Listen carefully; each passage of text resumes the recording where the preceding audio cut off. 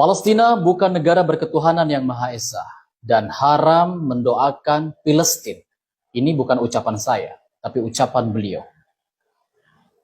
Satu-satunya negara berketuhanan yang Maha Esa di dunia itu apa? Satu-satunya negara berketuhanan yang Maha Esa di dunia ini hanya gimana Mekah?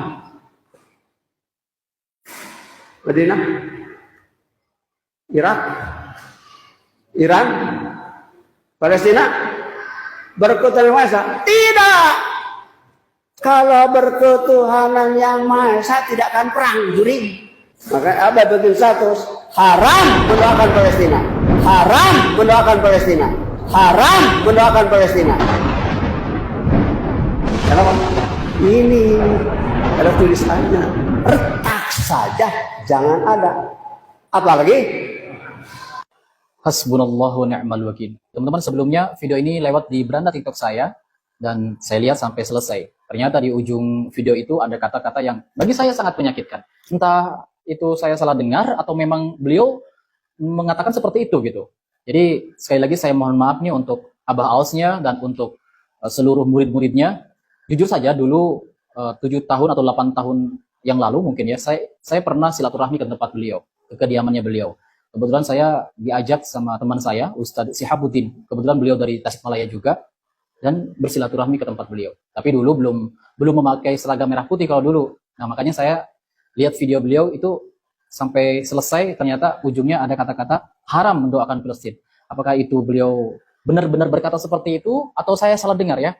Nah, kalau memang benar beliau berkata seperti itu, izin saya untuk meluruskan. Bukan berarti saya menggurui beliau, ya, mohon maaf.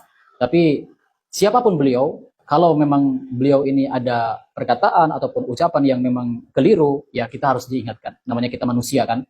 Jadi teman-teman, pertama yang perlu diluruskan bahwa ketuhanan yang Maha Esa adalah istilah konstitusional khas Indonesia. Bukan standar global untuk menilai sebuah negara bertuhan atau tidak.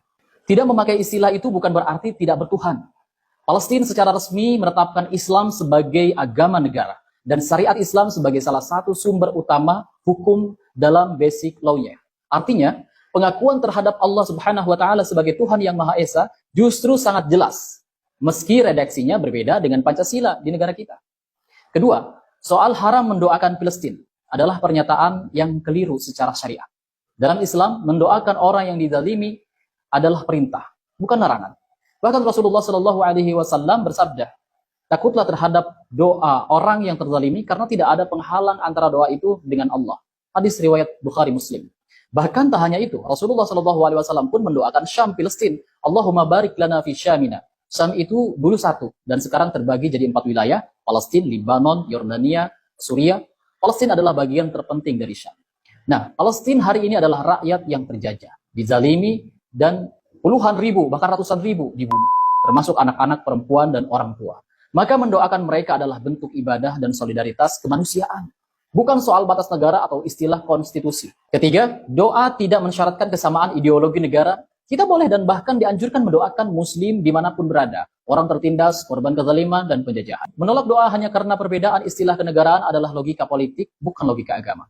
Jadi kesimpulannya, satu, Palestina bertuhan dan beragama Islam. Hanya tidak memakai istilah ketuhanan yang Maha Esa. Karena itu istilah di Indonesia. Kedua, mendoakan Palestina bukan haram. Justru dianjurkan dalam Islam. Kita memang dianjurkan di dalam Islam saling mendoakan satu sama lainnya. Bahkan di luar Islam pun kita mendoakannya. Ya. Ketiga, mengharamkan doa untuk korban kezaliman tidak memiliki dasar dari Al-Quran maupun hadis. Jadi semoga semua apa yang saya sampaikan dipahami. Dan ya, kalau memang benar beliau mengatakan seperti itu, semoga Allah berikan hidayah buat beliau. Bukan berarti saya menganggap beliau itu orang nggak benar ya, orang nggak baik ya. Saya tahu beliau gitu, dan saya tahu juga gurunya beliau siapa. Dan ya pokoknya semoga Allah memberikan hidayah kalau memang benar berbicara seperti itu. Karena ini bahaya banget, bisa menjadi fitnah yang sangat besar di publik ya. Dan untuk teman-teman semuanya, saya cuma ingin berpesan, hati-hati bahwa kita saat ini berada di fase akhir zaman. Yang mana di fase akhir zaman ini banyak sekali fitnah ya. Jadi harus hati-hati. Perkuat keimanan, akidah, jangan sampai goyah. Saya berbicara seperti ini bukan merasa paling benar ataupun merasa paling suci. Saya bukan ustadz, saya bukan kiai, saya bukan ahli ilmu.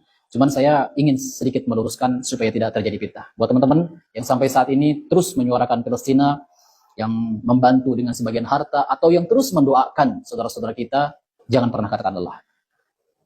Setiap doa yang kalian panjatkan untuk saudara-saudara kita di Gaza, Palestina, itu akan menjadi saksi di hadapan Allah.